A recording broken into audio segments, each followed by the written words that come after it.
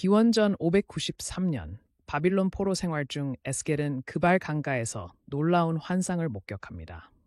북방에서 불과 구름이 몰려오며 하나님의 영광이 나타납니다. 이 순간 에스겔은 선지자로 부르심을 받게 되는데, 이는 절망적인 포로 상황 속에서도 하나님께서 여전히 역사하심을 보여주는 중요한 사건입니다.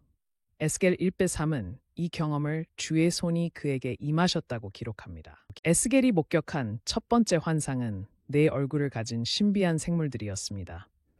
각 생물은 지혜, 사자, 용맹, 순종, 독수리, 고상함의 얼굴을 가지고 있었는데, 이는 하나님의 다양한 속성을 상징합니다. 생물들 사이에는 불이 번개처럼 오가며 회전하는 수정 같은 바퀴들이 함께 나타납니다. 이 환상은 하나님의 전지전능하심과 우주적 통치권을 강력하게 보여줍니다. 하나님은 에스겔에게 펼쳐진 두루마리를 주시며 먹으라고 명령하십니다. 이 두루마리에는 애가와 슬픔과 재앙의 말씀이 기록되어 있었습니다. 상징적으로 하나님의 말씀을 삼키라는 이 명령은 선지자 사명의 무게를 보여줍니다.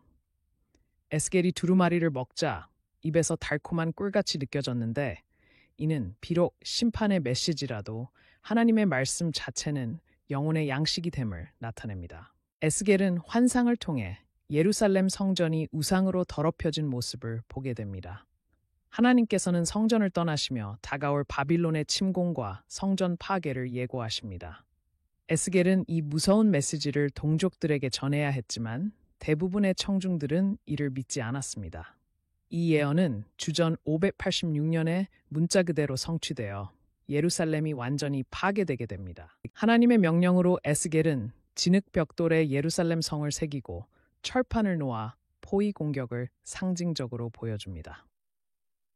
그는 390일 동안 왼쪽으로 누워 이스라엘의 죄를 담당하고 40일 동안 오른쪽으로 누워 유다의 죄를 담당하는 기이한 행동을 합니다.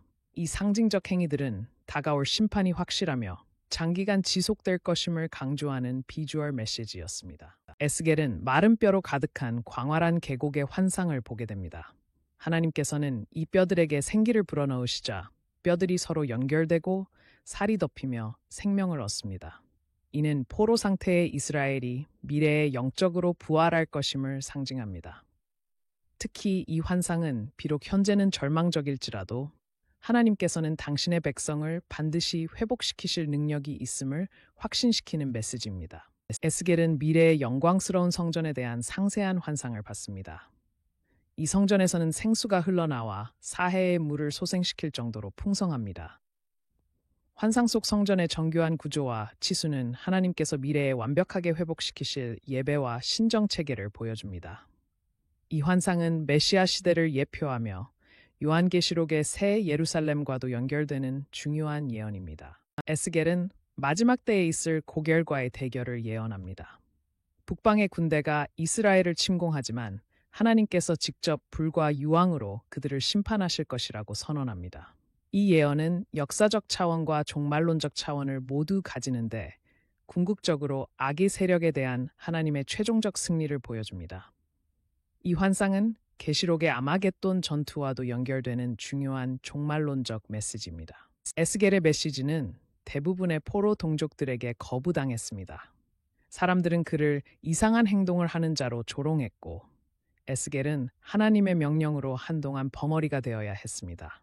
그의 아내가 죽었을 때도 슬퍼하는 것조차 금지당하는 등 선지자로서의 삶은 고통과 고립으로 점철되었습니다.